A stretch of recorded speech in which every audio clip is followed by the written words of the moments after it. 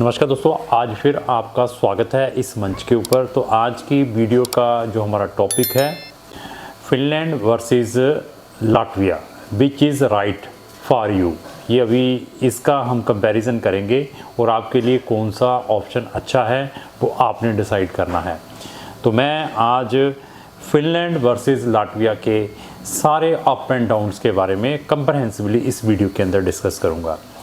तो उसके अंदर आपकी ट्यूशन फीसेस से लेकर part time working spouse, visa का ड्यूरेशन, वहाँ का पर कैपिटा इनकम, वहाँ पर जो घंटे के हिसाब से पैसे मिलते हैं, ये सारे का सारा जो हमारा ये डिस्कशन रहेगा इस वीडियो के अंदर। तो ये वीडियो बहुत लुक्रेटिव है उन सब बच्चों के लिए, उन सब पेरेंट्स के लिए जिन्होंने अपने बच्चों को आइदर फिनलैंड या लाटविया में हायर स्टडीज़ के लिए भेजना है, किसी भी प्रोग्राम्स में, आइदर बैचलर, मास्टर या पीएचडी है।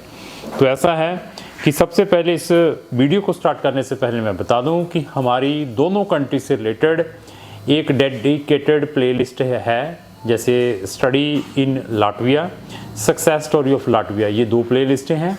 तो दो प्लेलिस्टें हैं, study in Finland, success stories of Finland. इन चारों के लिंक मैंने डिस्क्रिप्शन बॉक्स में लगाए हैं, जहां पर आप जाकर ये सारी की सारी videos free of cost watch कर सकते हैं। और अगर आप ये वीडियोस वॉच कर लेते हैं तो आपको सारी की सारी इन्फॉर्मेशन फ्री में मिल जाएगी। आप अपने लाखों रुपए और अपना इम्पोर्टेंट टाइम बचा सकते हैं, क्योंकि इन सब वीडियोस के अंदर हमने फैक्ट के बारे में एक्सप्लेन करने की कोशिश की है। तो सबसे पहले पॉपुलेशंस के ऊपर आते हैं दोनों कंट्रीज़ की। तो अगर मैं फिनलैंड की पॉपुलेशन को लेकर चलूँ, वो अप्रोक्स मोर देन 55 लाख की है। तो अगर मैं फिनलैंड लाटविया की पॉपुलेशन को लेकर चलूँ, वो 18 लाख की है। तो पॉपुलेशंस जहाँ पर है तो वहीं पर ही ग्रोथ हो सकती है। तो अभी आते हैं पासपोर्ट रैंकिंग को लेकर। तो वर्ल्ड के अंदर जो फिनलैंड का पासपोर्ट है 3rd नंबर पर स्टैंड करता है। तो अभी मैं लाटविया का पासपोर्ट देखता हूँ तो लाटविया का पासपोर्ट 7 नंबर पर स्टैंड करता है। तो यहाँ से भी आप अपना कंपैरिजन ले सकते हैं। तो पर कैपिटा इनकम, जिसको हम जीडीपी बताते हैं, पर कैपिटा अगर हम कंपेयर करते हैं तो लाटविया की अप्रोक्स 23,000 पर कैपिटा इनकम है यूएसडी। तो अगर मैं फिनलैंड की बात करूं तो वहां पर अप्रोक्स 53,000 है। तो यहां पर 23 है तो वहां पर 53,000 है। तो यहां से भी आप कंपैरिजन लगा सकते हैं कि किसकी पर कैपिटा इनकम ज़्यादा है। तो अगर मैं वहाँ पर जो घंटे के हिसाब से पैसे मिलते हैं वहाँ के लोकल लोगों को, तो उनकी बात करूँ तो यहाँ पर एक घंटे के जो वेजेस हैं फिनलैंड के अंदर 22 यूरो पर आवर्स के हिसाब से मिलता है। लाटविया में ये अप्रॉक्स 9 यूरो है। तो यहाँ से भी आप कंपैरिजन लगा सकते हैं। तो डिपेंड आपके ऊपर है, आप चाहते क्या हैं। तो अभी स्टार्टिंग में आते हैं फिर ट्यूशन फीसेस के ऊपर।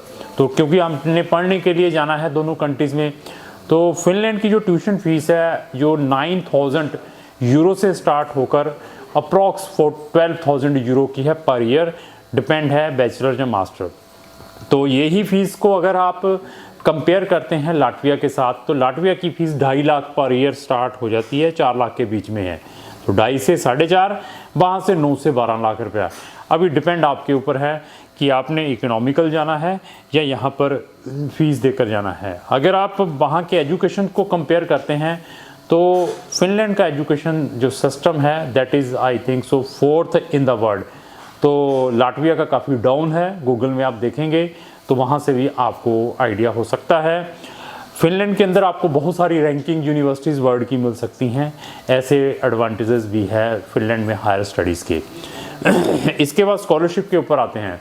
तो फिनलैंड गवर्नमेंट डिफरेंट टाइप के स्कॉलरशिप अपने इंटरनेशनल स्टूडेंट्स को प्रोवाइड करती है, चाहे वो अर्ली बर्ड स्कॉलरशिप है, चाहे एकेडमिक एक्सीलेंसी स्कॉलरशिप है, चाहे आपने प्रीवियसली वहाँ पर जो सेमेस्टर सक्सेसफुली 60 क्रेडिट की है तो उसके ऊपर भी स्कॉलरशिप है, फिनिश लैंग्वेज के ऊपर भी स्कॉलरशिप है। इस टाइप के स्कॉलरशिप है। लेकिन लाटविया के अंदर there is no any provision for Indian student, there is no any scholarship for Indian students there. तो आपको 2.5 से लेकर 4 लाख की जो भी फीस आई है वो आपको देनी पड़ेगी। अभी आते हैं एम्बेसी फीसेस के ऊपर, उसका भी कंपैरिजन करना चाहिए। तो अप्रोक्स आपकी जो एम्बेसी फीस है फिनलैंड की बायोमेट्रिक्स डाल के अप्रोक्स 36,000 रुपीज़ आपके लगते हैं। 36,000 बच्चे को पे करना पड़ता है। अगर मैं लाटविया के साथ कंपेयर करूं तो यहाँ पर अप्रॉक्स आप 20,000 लेकर चलें, क्योंकि यहाँ पे हेलो वेरीफाई सिस्टम भी है, तो वो उसको डाल के एम्बेसी फीस डाल के 20,000 है।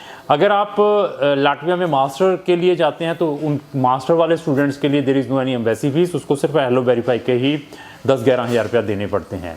तो ये भी मैंने इसके अंदर अच्छी तरह आपको एक्सप्लेन कर दिया है। अभी आता है यहाँ पर post study permit of part time working international students को। तो यहाँ पर फिनलैंड में 30 घंटे बच्चा काम कर सकता है पार्ट टाइम, तो लाटविया में 20 घंटे है हफ्ते में पार्ट टाइम वर्किंग अलो है। पोस्ट स्टडी परमिट जो आपको फिनलैंड में 2 साल का मिलता है और लाटविया में 1 साल का पोस्ट स्टडी परमिट है। पासपोर्ट अगर आपने वहाँ का लेना है, चाहे फिनलैंड का चाहे आपने लाटविया का, तो फिनलैंड के पासपोर्ट के लिए 5 to 7 ईयर्स लगते हैं। तो लाटविया पासपोर्ट अगर इंटरनेशनल स्टूडेंट वहाँ जाता है 8 to 10 ईयर्स तक बच्चे को वहाँ पर वेट करना पड़ सकता है। तो ऐसे ऐसे कंपैरिजन है, क्योंकि इन सब कंट्रीज़ में हम बच्चों को पढ़ने के लिए भेजते हैं। तो ये कंपैरिजन मैंने तब बताया कि बच्चों की खूब डिमांड थी। बच्चे हमें कमेंट्स बॉक्स पर बता रहे थे कि आप फिनलैंड वर्सेस लाटविया के बारे में बताएं और कौन इनमें से बेस्ट है, वो आपके ऊपर डिपेंड है, आप चाहते क्या हैं। इसी तरीके से सारे के सारे मैंने आपको कंपैरिजन के बारे में बता दिया है। और अभी भी कोई चीज़ आपको लगती है मैंने इसके अंदर छोड़ी है, हाँ एक स्पाउस वीज़ा मैंने छोड़ दिया। फिनलैंड में पहले तो वीज़ा कितना मिलता है जो इंटरनेशनल स्टूडेंट्स वहाँ पर पढ़ने के लिए जाते हैं, as per duration of the study उसके अकॉर्डिंग वो रेजिडेंसी परमिट प्रोवाइड करती हैं Finland government directly instead of visa. तो अगर आप बैचलर के लिए जाते हैं तो 3 से 3.5 साल का आपको कार्ड मिलेगा, ए टाइप रेजिडेंसी मिलेगी और आपका स्टडी टाइम भी पीआर के अंदर काउंट होता है फिनलैंड के अंदर। अगर मैं लाटविया के साथ कंपेयर करूं तो लाटविया यहाँ से 4 मंथ का वीज़ा ग्रांट करती है, डी वीज़ा जिसको हम नेशनल वीज़ा कहते हैं। तो उसके बाद बच्चा जब वहाँ चला जाता है, वहाँ जाने के बाद उसको अपनी रेजिडेंसी अप्लाई करनी पड़ती है। वहाँ पर कुछ डॉक्यूमेंटों की रिक्वायरमेंट रहती है, आपकी बैंक स्टेटमेंट, आपकी पीसीसी, आपका डेट ऑफ बर्थ सर्टिफिकेट।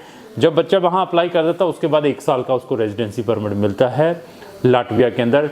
लेकिन आपका स्टडी टाइम लाटविया में पीआर में काउंट नहीं होता है, इसको भी आपने लेकर जाना है, क्योंकि A type residency B type residency क्या है इसके बारे में भी हम कंप्रहेंसिवली डिस्कस करते हैं। अभी आते हैं स्पाउस। तो फिनलैंड में फ्रॉम द फर्स्ट डे जो स्टूडेंट अपनी स्पाउस और डिपेंडेंट बच्चों को साथ में अकम्पनी कर सकता है। लाटविया में ऐसा नहीं है। लाटविया में आप तभी अप्लाई कर पाएंगे जब आप वहाँ पर पहुँच जाएंगे। पहुँचने के बाद जब स्टूडेंट के पास अपना रेजिडेंसी परमिट आ जाता है उसके बाद स्टूडेंट अपनी स्पाउस और डिपेंडेंट बच्चों के वीज़ा अप्लाई कर सकता है। तो ये कंपैरिजन है। फंड्स के ऊपर भी आते हैं। अगर मैं फिनलैंड की बात करूं तो फिनलैंड में बच्चे को अप्रोक्स 9 लाख के फंड्स दिखाने पड़ते हैं अगर वो 1 साल की फ़ीस ट्रांसफ़र करता है। तो फिनलैंड में बच्चा 6 मंथ की फ़ीस देकर भी जा सकता है। तो बच्चे को 1 साल के फंड्स प्लस 6 मंथ की जो बैलेंस फ़ीस है वो दिखाने पड़ते हैं, जो कि आपके पास 3 मंथ्स ओल्ड होने चाहिए। नए हैं तो उसके सोर्स प्रोवाइड करने पड़ते हैं। तो लाटविया के साथ अगर कंपेयर करते हैं तो लाटविया में 8 लाख के फंड दिखाने पड़ते हैं। तो लाटविया में 1 साल की फ़ीस जाती है 2.5 से 4 लाख की और बच्चे को 8 लाख रुपए के फ़ंड दिखाने पड़ते हैं। यहाँ पर नए फ़ंड भी एक्सेप्टेबल हैं। तो ये कंपैरिजन था दोनों कंट्रीज़ का। अभी डिपेंड आपके ऊपर है आपने कौन सी कंट्री में जाना है। हम इन सब कंट्री में बहुत ज़्यादा हमें अच्छा नॉलेज है। क्राउन इमिग्रेशन को शेंगन की 30 कंट्रीज़ के बारे में ऐसा ही नॉलेज है जैसे मैंने इन 2 कंट्रीज़ का कंपैरिजन किया है। अगर आप चाहते हैं कि हम आने वाले टाइम में किसी और कंट्री के साथ किसी और कंट्री का कंपैरिजन करें तो कमेंट्स बॉक्स में आप अपना मैसेज छोड़ें, तो आने वाले टाइम में हम उसके ऊपर भी वीडियो बनाएंगे। अगर आपको जो मेरी वीडियो अच्छी लगी इसको लाइक एंड शेयर करना ना भूलें। Thank you.